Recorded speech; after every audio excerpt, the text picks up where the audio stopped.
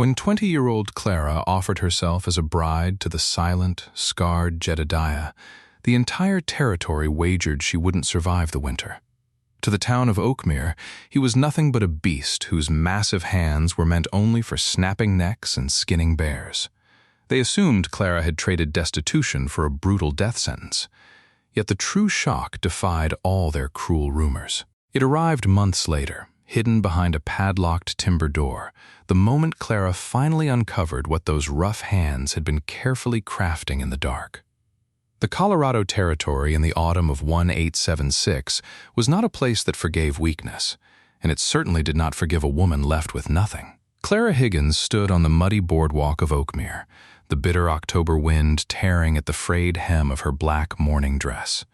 It had been exactly 3 weeks since the typhus took her father, Arthur Higgins, leaving Clara utterly alone with a staggering pile of debts and a crumbling homestead at the edge of the valley. Oakmere was a booming mining town, a place built on silver and greed. Its streets were constantly churned into a thick, frozen slurry by the iron-shod hooves of draft horses and the boots of desperate men. Among those men was Mayor Josiah Caldwell, the wealthiest man in the county and the holder of Arthur Higgins's debts. Josiah was a man of pristine suits and silver-tipped canes, but his soul was as corrupt as stagnant water. He had made his intentions clear. Clara could either surrender the Higgins land to him, or she could marry him and become another one of his pretty, silent possessions. Clara had seen the way Josiah treated his late wife, a woman who had wasted away in the shadows of his grand Victorian home, her spirit crushed long before her body gave out. Clara would rather freeze in the wilderness than share a bed with Josiah Caldwell. But her defiance came at a steep cost. Josiah owned Oakmere. When Clara rejected him, the town's charity instantly evaporated. The local grocer, Mr. Abernathy, suddenly refused her credit. The church ladies, who had once praised her embroidery and sweet singing voice, now crossed the street when they saw her coming, whispering vicious, manufactured rumors that Clara had driven her own father to his grave with her stubbornness. Destitution was closing in like a tightening noose. She had 3 days left before the bank foreclosed on her home, leaving her onto the freezing streets just as the first blizzards of the season began to threaten the peaks of the Rockies. It was on the darkest of these days, a Tuesday afternoon thick with the threat of snow, that Jedediah Boone came down from Whispering Ridge. The town went dead silent when the mountain man rode down Main Street. The raucous piano music from the Golden Spur Saloon sputtered and died. Men tipped their hat brims down and stepped back against the clapboard storefronts. Jedediah was a giant of a man, standing well over 6.5 feet, clad in heavy buckskin and a thick bearskin coat that made him look twice his size. His face was a rugged landscape of harsh angles and deep, weathered lines, half hidden behind a thick, unruly dark beard. A terrifying, jagged scar ripped across the left side of his face, pulling the skin tight from his temple down to his jaw. A souvenir, the town gossips claimed, from the night he murdered a man with his bare hands in a mining camp up north. He was an outcast, a ghost who lived in the high, brutal altitudes where normal men perished. He only came to town twice a year to trade his pelts for salt, coffee, and gunpowder. Nobody spoke to him. Nobody looked him in the eye. Clara stood near the general store, clutching her thin shawl around her shoulders, watching as Jedediah dismounted. His horse, an enormous black draft cross, blew steam from its nostrils, looking as wild and unyielding as its master. Jedediah began unloading a stack of premium beaver and wolf pelts, moving with a heavy, deliberate grace that belied his massive size. At that moment, Josiah Caldwell stepped out of the bank, flanked by 2 of his hired deputies. He spotted Clara, and a cruel, triumphant smile spread across his clean-shaven face. "Miss Higgins," Josiah called out, his voice echoing in the unnaturally quiet street. "I see the cold is finally bringing some color to your cheeks. Have you reconsidered my offer? The foreclosure papers are drafted. It would be a terrible shame to see a delicate thing like you freeze to death in the snowdrifts." Clara's heart hammered against her ribs like a trapped bird. She looked at Josiah's smug face, then at the deputies who were smirking at her misery. She looked at the townspeople who were pretending not to notice. She was entirely alone. Then her gaze drifted to the mountain man. Jedediah had paused in his work. His piercing, pale blue eyes, startlingly bright against his weathered skin, were fixed on Josiah, though his expression remained a mask of stony indifference. An idea, reckless and born of absolute terror, seized Clara's mind. A married woman's property transferred to her husband. If she married a man Josiah couldn't intimidate, a man outside of Josiah's twisted web of debts and favors, she could save her land. Or, at the very least, she could escape Oakmere. Before reason could stop her, Clara stepped off the boardwalk. Her boots sank into the freezing mud as she marched directly toward the giant in the bearskin coat. The townspeople gasped. Whispers erupted like a sudden gust of wind. She stopped 3 feet from Jedediah. Up close, he was even more intimidating. He smelled of wood smoke, pine needles, and raw wilderness. He looked down at her, his expression unreadable, though his jaw tightened slightly. "Mr. Boone," Clara said, her voice shaking but her chin held high. "I am told you live alone on the ridge." Jedediah didn't speak. He simply stared at her, the scarred side of his face twitching slightly in the bitter cold. "I am in need of a husband," Clara continued, forcing the words out before she lost her nerve. "And I suspect a man living in the high country could use a capable wife to cook, mend, and keep the cabin. I have no money, but I am strong, and I work hard. If you marry me today, I will go with you to Whispering Ridge." A collective gasp echoed across the street.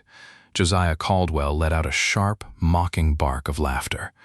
"The girl has gone mad with grief. She'd rather throw herself to a savage than accept a decent Christian proposal." Jedediah's pale blue eyes flicked to Josiah, and for a fraction of a second, something dark and dangerous flashed in them. He looked back down at Clara. He saw the desperation in her eyes, the violent shivering of her small frame, and the absolute terror she was trying so desperately to hide. For a long moment, the only sound was the howling wind and the stamping of horses. Then, Jedediah reached into his heavy coat. He didn't pull a weapon. Instead, he pulled out a heavy, leather pouch of gold dust, more than enough to pay off any debt, and tossed it onto the wooden barrels outside the store. His voice, when he finally spoke, was like the grinding of stones at the bottom of a deep river. "Reverend Miller's church is at the end of the street. I'll meet you there in 10 minutes." The wedding was as cold and bleak as the November sky. Inside the drafty wooden church, Reverend Miller rushed through the vows, his eyes darting nervously toward the towering mountain man standing before the altar. There was no music, no flowers, and no congregation. The only witnesses were the church mouse scurrying under the pews and the howling wind rattling the stained glass windows. Clara stood trembling in her mourning dress. Beside her, Jedediah remained a silent, looming shadow. He had removed his bearskin coat and his hat out of respect, revealing thick, dark hair streaked with premature silver. His hands, massive and scarred, hung awkwardly at his sides. When Reverend Miller asked for the rings, Jedediah hesitated.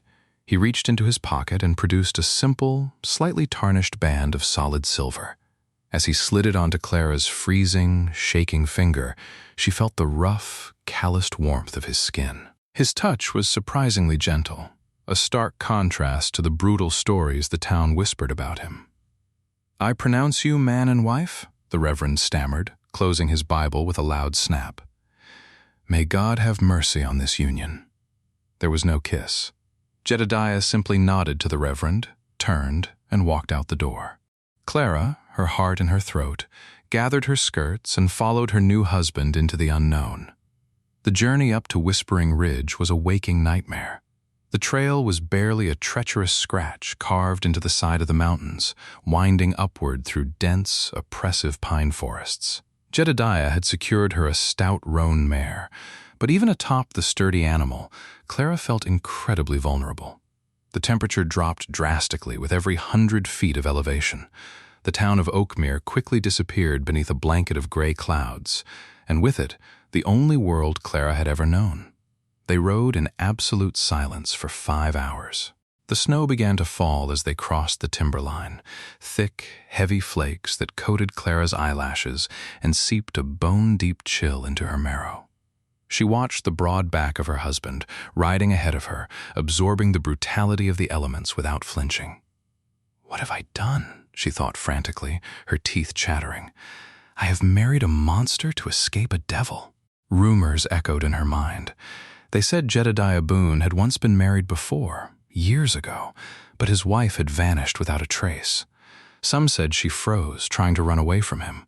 Others said he had killed her in a fit of wild rage and buried her beneath the cabin floorboards. Clara gripped the reins until her knuckles turned white, silently praying that she hadn't just signed her own death warrant. Dusk was bleeding into night when they finally reached a high, isolated plateau. There, nestled against the sheer rock face and sheltered by a grove of ancient, towering spruces, sat a cabin. Clara had expected a crude, primitive shack made of rotting logs and mud. Instead, she gasped in surprise. The cabin was a masterclass in frontier craftsmanship. It was large, built from massive, perfectly fitted cedar logs, with a sturdy stone chimney that puffed welcoming white smoke into the dark sky. The roof was sharply pitched to shed the heavy mountain snows, and the windows, though small, were fitted with real glass, a luxury practically unheard of so high up. Jedediah dismounted and came to her side. Without a word, he reached up and lifted her from the saddle. His immense strength made her feel weightless, like a rag doll. He set her down gently on the snowy ground. "Go inside," he grunted, his voice gruff and strained. "It's warm." Clara hurried toward the heavy oak door, her frozen fingers fumbling with the iron latch. When she pushed it open, a wave of glorious, life-saving heat washed over her. The interior was immaculately clean. A fire roared in the massive stone hearth. The floors were swept clean and covered in thick, soft animal rugs. In the corner sat a large bed frame made of polished birch, piled high with heavy quilts. To her immediate relief, there was also a smaller cot set up near the fireplace, draped in a wolf pelt. Jedediah entered a few minutes later, carrying her single, meager trunk of belongings.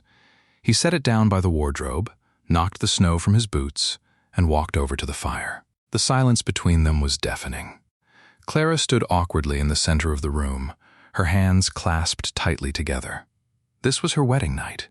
She waited for him to demand his rights, to claim the bride he had just purchased with a pouch of gold. She braced herself for the brutality the town had promised her. Jedediah stoked the fire, his back to her. "There's stew in the iron pot over the fire," he said, not turning around. "Eat. Then take the main bed. I prefer the cot." Clara blinked in shock. "But it's your bed." He finally turned to look at her. The firelight cast dancing shadows over the ruined side of his face, making him look fierce and ancient. "You've had a hard day, Clara. Sleep. I don't aim to trouble you." He took his rifle, sat in a rocking chair by the door, and began meticulously cleaning the weapon. He didn't look at her again for the rest of the night.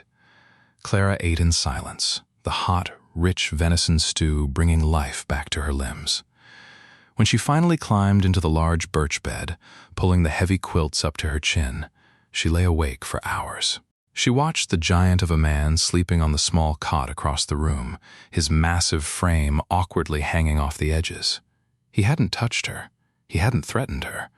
But as the wind howled outside, beating against the sturdy logs of the cabin, Clara couldn't shake the feeling of dread. He was hiding something. A man didn't live in total isolation, completely severing himself from humanity, unless he had a terrible secret to bury. The first month on Whispering Ridge passed in a blur of relentless work and crushing isolation. The winter hit with a ferocity Clara had never experienced. The snow piled up past the lower windows, turning the cabin into an island in a sea of blinding, deadly white. Clara quickly learned the rhythm of her new life. Jedediah was a man of strict routine. He woke before the sun, chopped wood until the pile outside the door was Small Mountain, and then vanished into the wilderness for hours to check his trap lines or hunt for fresh meat. He provided for her flawlessly. There was always meat in the larder, always dry wood for the fire, and always fresh water drawn from the deep well near the tree line. But he remained an impenetrable fortress of a man. They spoke no more than 10 words a day to each other. "Pass the salt. Snow's coming thick. Lock the door when I leave." He treated her with a distant, cautious respect, almost as if he were afraid that if he moved too quickly, she might shatter.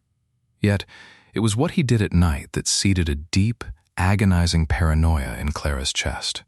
About 30 yards from the main cabin, half buried in a snowdrift, was a small, windowless timber shed. Every evening, after supper, Jedediah would take a heavy iron ring of keys from his belt, step out into the freezing night, and walk to the shed. He would go inside, lock the heavy door behind him, and stay there for hours. Clara could sometimes hear the faint, muffled sounds of scraping, rhythmic thudding, and the low hum of his gravelly voice muttering to himself. He never told her what was in there, and the one time she had walked near it during the day, he had appeared from the trees like a ghost, his voice a sharp crack of thunder. "Stay away from the shed, Clara." The harshness in his eyes that day had terrified her. The town's whispers came flooding back. He buried his first wife under the floorboards. He's a madman, a beast. What was he hiding? Was it a shrine to a woman he murdered? Was he hoarding stolen gold? Or was it something darker, something twisted that he engaged in when the sun went down? The not knowing began to eat at her sanity, compounding the heavy weight of the mountain's solitude. The answer presented itself in the second week of December. A massive blizzard was rolling in from the north, turning the sky the color of bruised iron. Jedediah had left early that morning, telling Clara he needed to track a wounded elk before the storm buried the trail. "I won't be back until nightfall," he had grunted, tying his heavy snowshoes. "Keep the fire hot." By noon, the wind was shrieking like a wounded animal. Clara was returning from the woodshed with an armful of split oak when she slipped on a patch of ice. The wood scattered, and as she scrambled to pick it up, she saw it. Glinting against the white snow near the chopping block was a heavy iron key. Jedediah must have dropped it when he was chopping wood that morning. Clara's breath caught in her throat. She looked toward the woods, but there was only a wall of blinding white snow. He was miles away. Her heart pounded a frantic rhythm against her ribs. This was her chance. She needed to know what kind of man she had bound her life to. She needed to know if she was sleeping in the house of a murderer. Leaving the firewood in the snow, Clara snatched up the key. She trudged through the knee-deep drifts toward the windowless shed. The cold was biting, but she barely felt it through the adrenaline rushing through her veins. She reached the heavy timber door. The padlock was thick and rusted shut with ice. Her hands shook violently as she chipped the ice away with a rock and forced the key into the lock. It turned with a heavy, protesting click. Clara pulled the padlock free and heaved the heavy door open. The hinges screamed. She stepped inside, the wind instantly slamming the door shut behind her, plunging her into pitch darkness. She fumbled in her apron pocket for a sulfur match, struck it against the rough timber wall, and lit a kerosene lantern resting on a nearby barrel. As the golden light flared, pushing back the shadows, Clara gasped. She dropped the burnt match, her hands flying to her mouth in absolute shock. She had expected blood. She had expected horror, madness, or the grim trophies of a killer. Instead, she stood in a meticulously organized, beautiful woodshop. The walls were lined with carefully hung tools, chisels, draw knives, saws, and sanders. The air smelled intoxicatingly of sweet cedar, beeswax, and fresh sawdust. But it was what sat in the center of the room that brought Clara to her knees. There, resting on a heavy workbench, were dozens of wooden toys. There were beautifully carved rocking horses with manes made of real braided twine. There were intricate little wooden trains, delicate spinning tops, and blocks carved with perfectly uniform letters. They were half finished, sanded down to a silky smoothness, waiting for a final coat of oil. And in the very back of the shed, covered partially by a heavy canvas tarp, was a piece of furniture that stole the breath from Clara's lungs. She walked toward it, her legs trembling, and pulled the tarp away. It was a cradle. But it was not just any cradle. It was an absolute masterpiece, crafted from deep red mahogany, wood that must have cost a fortune to ship to the territory. The sides were carved with intricate, sweeping patterns of mountain columbines and soaring hawks. The rockers were perfectly balanced, the joints fitted together with such flawless precision that they seemed to grow out of each other. The wood gleamed, having been polished by hand for hundreds of hours. Clara touched the smooth wood, a hot tear slipping down her cheek. The sheer love and agonizing grief poured into this object radiated from it like heat from a stove. This was not the work of a beast. This was the work of a man with a shattered, bleeding heart. She knelt beside the cradle, tracing the delicate carvings with her fingertips. As she ran her hand along the base, she felt something uneven. She lowered the lantern. Carved into the inside panel, hidden where only a mother placing her child down would see it, were words etched in small, jagged letters. "For my beloved Sarah, and the child stolen from us by the greed of Josiah Caldwell. May God judge him, for I cannot." Clara stared at the name, Sarah, and the name below it, Josiah Caldwell. The lantern shook in her hand. The town's history, the lies she had been fed, the sudden foreclosure on her father's farm by Josiah, it all slammed into her with the force of a physical blow. The town thought Jedediah had killed his wife. But this cradle, this hidden message, it spoke of a theft, of a tragedy orchestrated by the very man she had fled from. Suddenly, the heavy timber door of the shed burst open, tearing off its frozen hinges with a violent crash. The wind howled into the room, blowing out the lantern and plunging the shed into chaotic darkness. Clara screamed, scrambling backward against the workbench. Lightning cracked across the winter sky, illuminating the massive, terrifying silhouette of Jedediah Boone standing in the doorway. He was covered in snow, breathing heavily, his chest heaving. His pale blue eyes were locked onto Clara, and in his giant, scarred hands he held his hunting rifle, his knuckles white with rage. The lightning flashed again, casting Jedediah's monstrous shadow across the cedar walls of the shed. Clara pressed her back against the workbench, her hands gripping the edge of the mahogany cradle as if it could shield her. The wind screamed through the broken doorway, whipping snow around Jedediah's heavy boots. He took a slow, heavy step inside. The rifle barrel was still raised, sweeping the dark corners of the room. When his pale blue eyes finally locked onto Clara, crouching terrified in the dark, the tension in his massive shoulders snapped. He didn't yell. He didn't strike her. Instead, Jedediah lowered the rifle, the heavy stock thudding against the wooden floorboards. He leaned it against the wall and slowly stripped off his thick bearskin gloves. "I saw the padlock broken in the snow," he said, his voice barely audible over the roaring storm. "I thought a grizzly had torn the door off. Or worse, I thought Caldwell's men had finally braved the ridge." Clara remained frozen, her chest heaving. "Caldwell's men?" Jedediah ignored the question. He walked over to the overturned lantern, righted it, and struck a match. As the warm, golden light flooded the shed once more, he looked at Clara, then at the tarp she had pulled away, exposing the magnificent cradle. A profound, agonizing sorrow washed over his weathered face. The fierce, terrifying mountain man vanished, replaced by a ghost of a man burdened by an unbearable weight. He walked toward her, his movements slow and defeated, and sank onto a heavy wooden stool near the workbench. "I told you to stay away from the shed, Clara," he whispered, staring at his calloused, scarred hands. "You built a cradle," Clara said, her voice shaking as she pushed herself up from the floor. "For a child. For Sarah." She pointed a trembling finger at the hidden inscription. "You wrote that Josiah Caldwell stole them from you. The town said you killed her." A bitter, humorless laugh scraped its way out of Jedediah's throat. "Of course they did.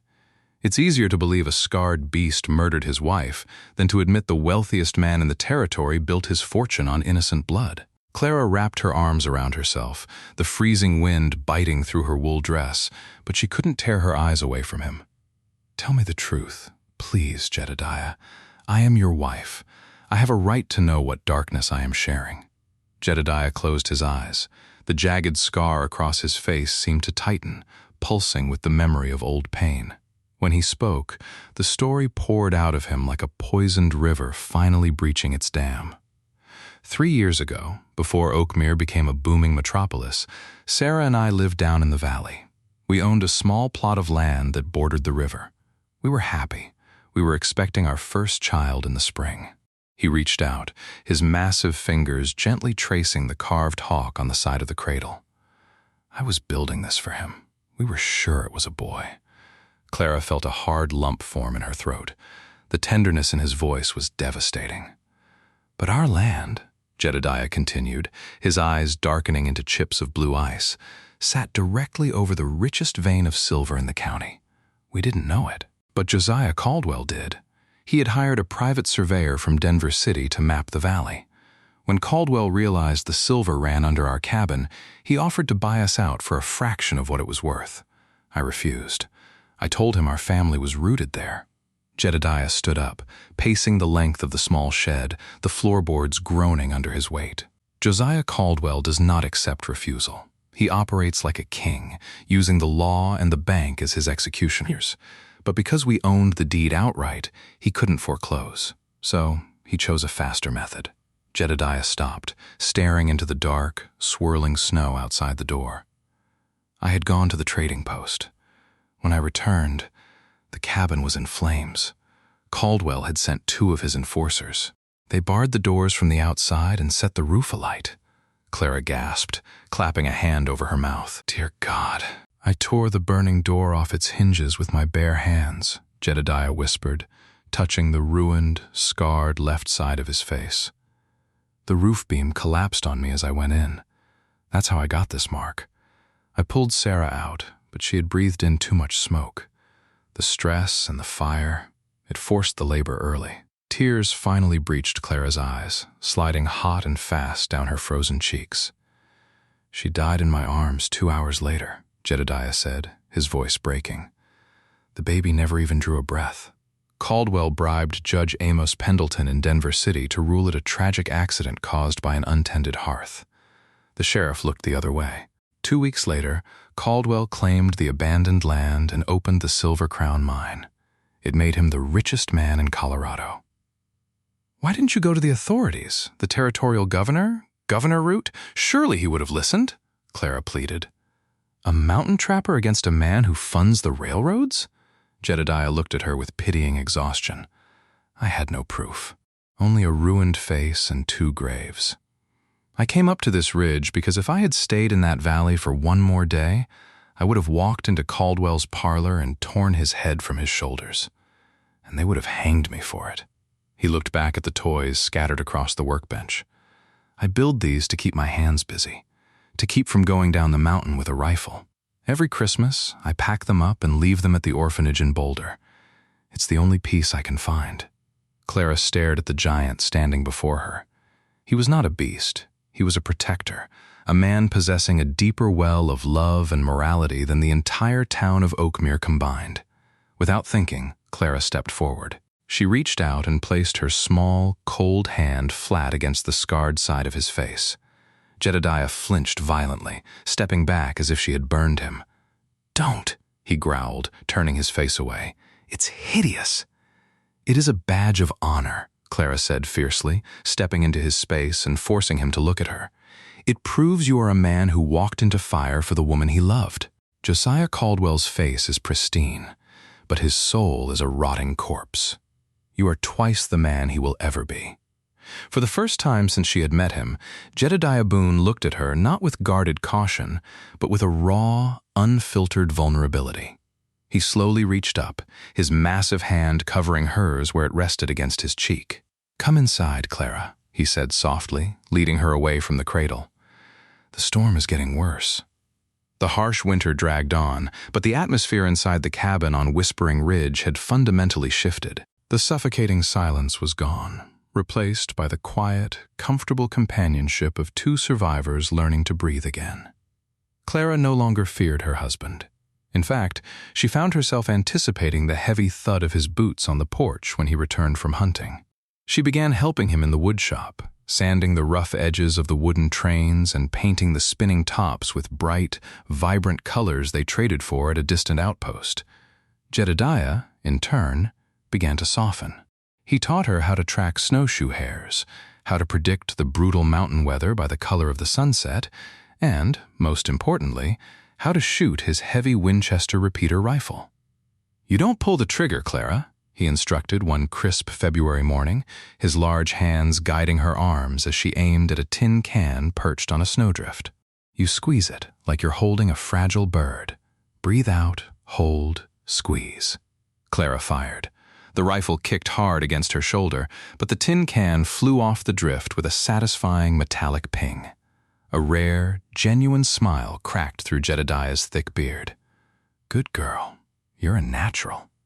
That night, as the fire crackled in the hearth, Jedediah didn't sleep on the small, cramped cot. Clara had silently pulled back the heavy quilts on the birch bed, leaving a space for him. He had laid down beside her, his massive arm acting as a warm, heavy anchor in the dark. They didn't speak of it, but the boundary had been crossed. They were truly husband and wife. But the peace of the high country is fragile, and the sins of the valley were preparing to climb the mountain. By late April, the spring thaw had begun in earnest. The impenetrable walls of snow were melting into roaring creeks, reopening the treacherous trails that connected Whispering Ridge to the world below. It was a Tuesday afternoon when the trouble finally arrived. Clara was hanging washed linens on a line strung between two pines when she heard it, the rhythmic, squelching sound of horses struggling through the mud.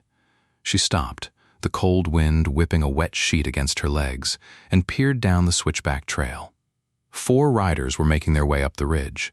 They were not trappers, and they certainly were not lost travelers. They wore long dusters and carried heavy, lever-action rifles resting across their saddles.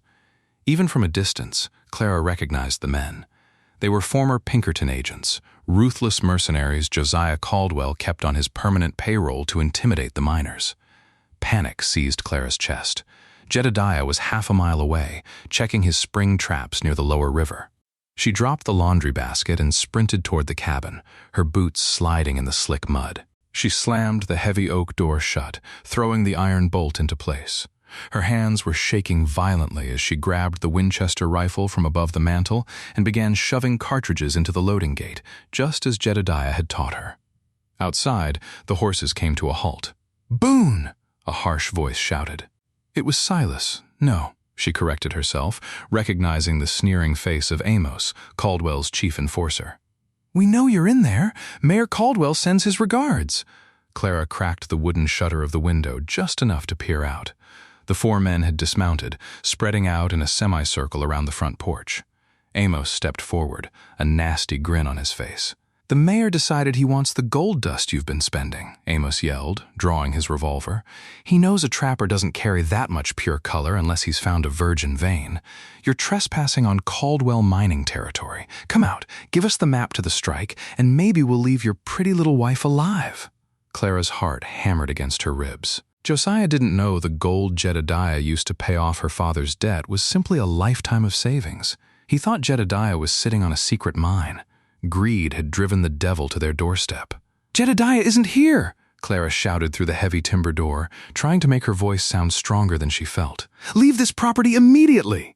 The men laughed, a cruel, grating sound. "Well, boys," Amos chuckled, spitting a stream of dark tobacco juice into the melting snow. "Looks like we get to have some fun while we wait. Break the door down." 2 of the men stepped forward, raising their heavy boots to kick at the oak door. Clara didn't hesitate. She shoved the barrel of the Winchester through the small gap in the shutter, aimed directly at the dirt in front of Amos's boots, breathed out, and squeezed the trigger. The rifle roared, the sound deafening inside the small cabin. A geyser of mud and snow exploded less than an inch from Amos's foot. The enforcer leaped backward with a startled curse, his men scrambling for cover behind their horses. "The next one goes through your chest, Amos," Clara screamed, her shoulder aching from the recoil, but her hands remarkably steady. "Get off our land!" "You crazy bitch!" Amos roared, raising his revolver. "Fire on the cabin! Tear it to splinters!"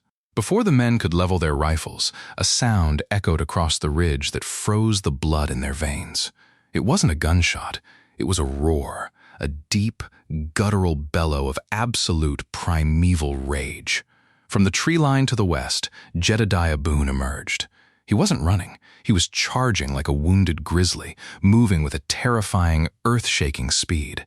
In his hands, he carried no rifle. He wielded a massive, double-bitted felling axe. Amos spun around, his eyes widening in terror as the giant closed the distance. "Shoot him! Shoot him!"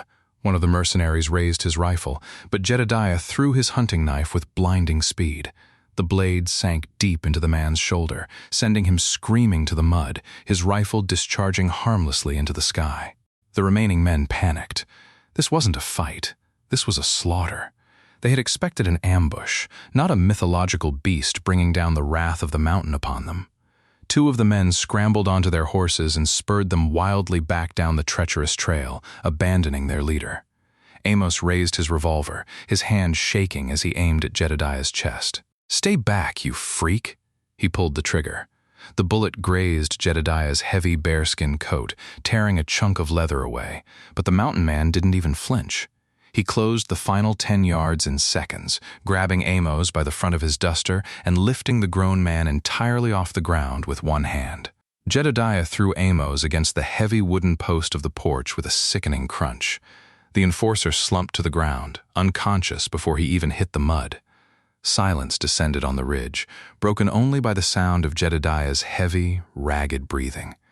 He stood amidst the defeated men, his axe still tight in his grip, his pale blue eyes scanning the tree line for any remaining threats.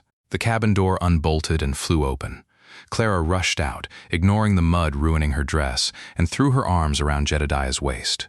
Jedediah dropped the axe, his massive arms wrapped around her, pulling her tightly against his chest. He buried his face in her hair, his massive frame trembling slightly. "Are you hurt? Did they touch you?" "I'm fine," Clara sobbed, burying her face in the warm, wood-smoke-scented leather of his coat. "I'm fine. But Josiah won't stop, Jedediah. You know he won't. He'll keep sending men until we are dead." Jedediah pulled back, looking down into Clara's tear-streaked face. The sorrow and fear that usually clouded his eyes were gone. In their place was a cold, terrifying resolve. "You're right," Jedediah said, his voice a low, dangerous rumble. He looked down at the unconscious enforcer bleeding on their porch. "I spent 3 years hiding on this mountain, trying to escape the devil. But he followed me. He followed us." Jedediah turned toward the valley, where the smoke from the town of Oakmere stained the pristine spring sky. "I am done hiding," Jedediah whispered, his hand resting on the heavy hunting knife still strapped to his belt. "It's time to go back to town. It's time Josiah Caldwell pays his debts." The decision was made in the heavy, breathless silence that followed the skirmish. Jedediah dragged the unconscious Amos by the collar of his duster, tossing the enforcer onto the floor of the woodshed and binding his hands and feet with thick, coarse hemp rope. As Clara knelt beside the bruised and bleeding man to search his pockets for concealed weapons, her fingers brushed against a heavy, rigid object tucked deep inside the inner lining of his coat. She pulled it free. It was a small, black, leather-bound ledger secured with a brass clasp. "Jedediah!" Clara called out, her voice catching as she flipped the book open. The pages were filled with meticulously recorded transactions, dates, and names. Jedediah stepped closer, his massive frame blocking the light from the shed door.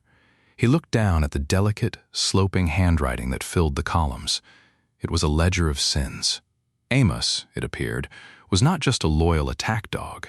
He was an opportunist. He had stolen Josiah Caldwell's private, coded accounting book as an insurance policy. Clara's eyes frantically scanned the pages until she froze. There, dated 3 years prior, was a glaring entry. Payment to Judge Amos Pendleton, rezoning of Boone parcel, $5,000. And 2 lines below it, bonus to Amos and gang, fire clearance on Boone claim, $500. The blood drained from Clara's face. She turned the page, her trembling fingers leaving dirt on the crisp paper. More entries detailed the systematic ruining of Oakmere's citizens, including a manufactured debt assigned to her own father, Arthur Higgins, forcing him into inescapable ruin so Josiah could claim the Higgins water rights. "This is it," Clara breathed, looking up at her husband. Her eyes shone with a fierce, blinding fire. "This is the proof. Josiah didn't just murder Sarah. He murdered my father with stress and starvation. He bought this town with blood." Jedediah stared at the small book, the jagged scar on his face tightening as his jaw clenched. For 3 years, he had lived as a ghost, a hunted beast of the mountains, believing justice was an illusion. Now, his wife was holding the key to Caldwell's absolute destruction in her hands. "We leave at dawn," Jedediah rumbled, pulling a canvas sack from the wall to pack their supplies. "We're taking Amos with us." Tied to a mule, the journey down the mountain was agonizingly slow. The spring thaw had turned the steep, winding trail into a treacherous slick of freezing mud and jagged rock. Jedediah led the way on his massive black draft horse, keeping a tight lead rope attached to the mule carrying a battered, bound, and terrified Amos. Clara rode closely behind, the Winchester rifle resting securely across her saddle horn. She was no longer the desperate, freezing girl who had ridden up this mountain 6 months ago. The wilderness and the giant who ruled it had tempered her into steel. By the time they reached the valley floor, the skies had opened up into a torrential spring downpour. The town of Oakmere was a sea of churning brown muck. Miners, shopkeepers, and saloon girls huddled under the wooden awnings of Main Street, seeking shelter from the driving rain. The low hum of town gossip abruptly died when the towering silhouette of Jedediah Boone appeared at the edge of town. Silence swept through Oakmere like a plague. Men slowly stepped out of the Golden Spur Saloon, their hands instinctively hovering near their holsters. Women pulled their shawls tight, pointing wide-eyed at the beast of Whispering Ridge. But their shock deepened when they saw Clara riding tall and proud behind him, alive, healthy, and armed, leading a mule that carried the bleeding, bound body of Mayor Caldwell's most feared enforcer. Jedediah didn't stop at the sheriff's office.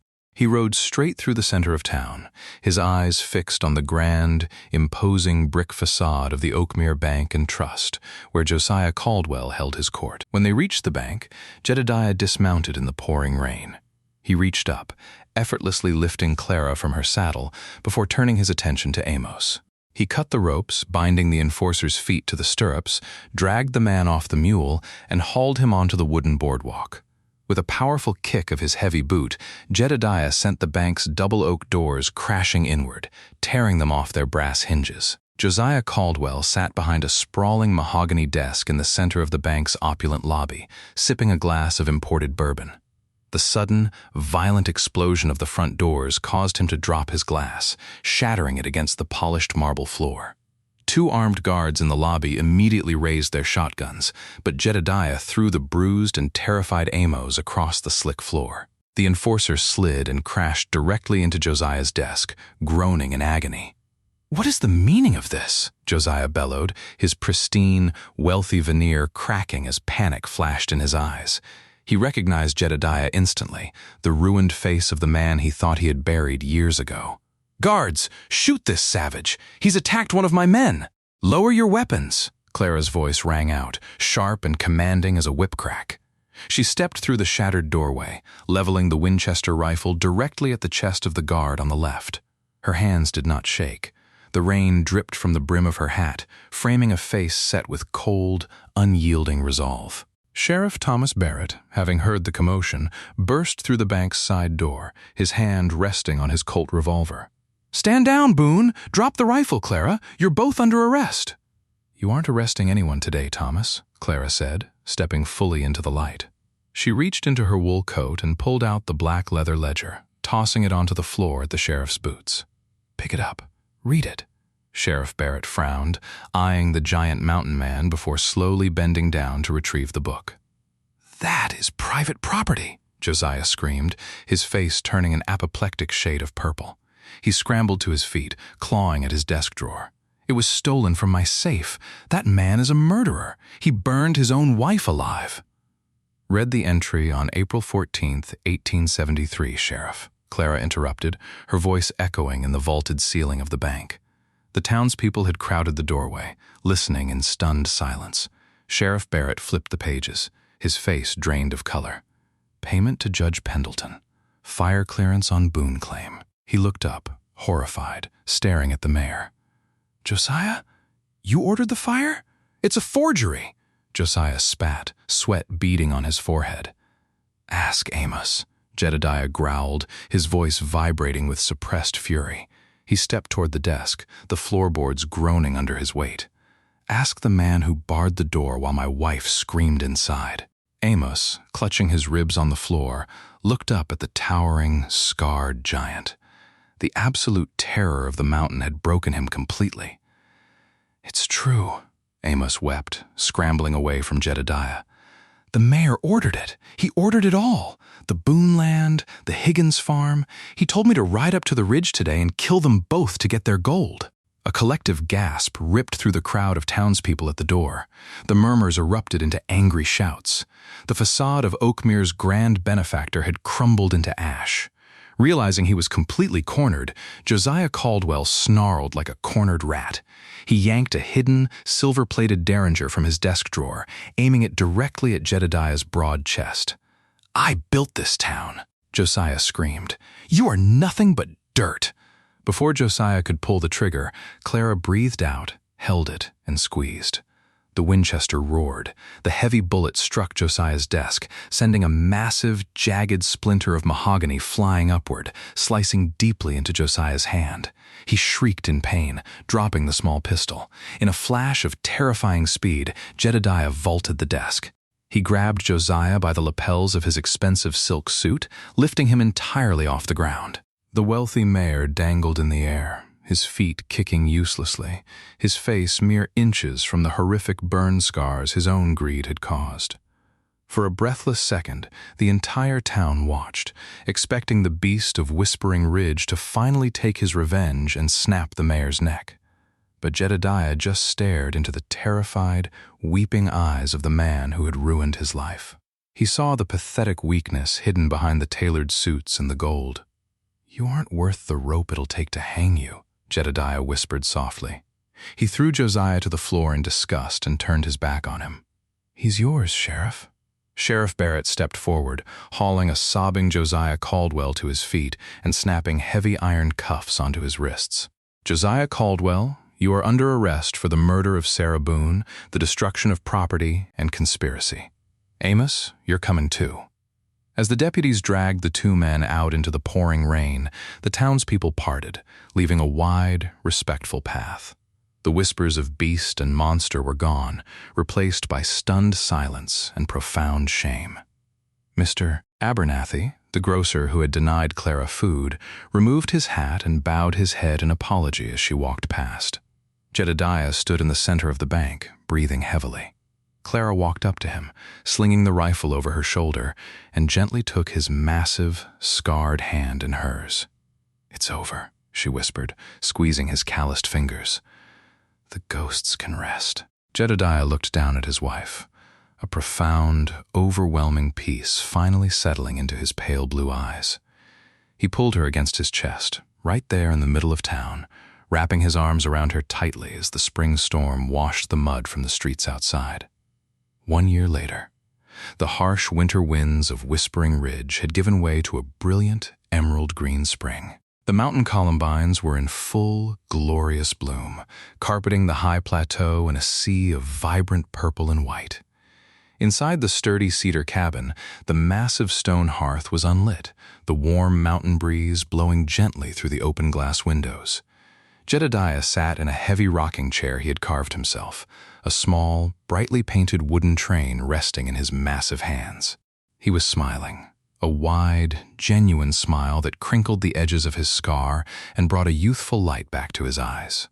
Across the room, bathed in the golden afternoon sunlight, Clara stood beside the magnificent red mahogany cradle. She carefully folded back a soft, quilted blanket.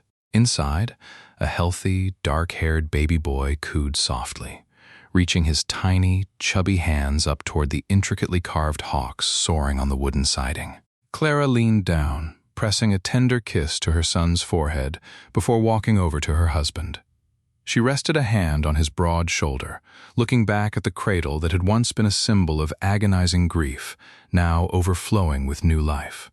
They had named him Arthur, after her father, but his fierce blue eyes belonged entirely to the mountain man nobody had wanted.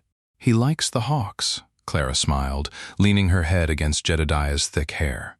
Jedediah reached up, his scarred hand covering hers. He looked at his son, then up at the brave, beautiful woman who had marched into a storm to save his soul.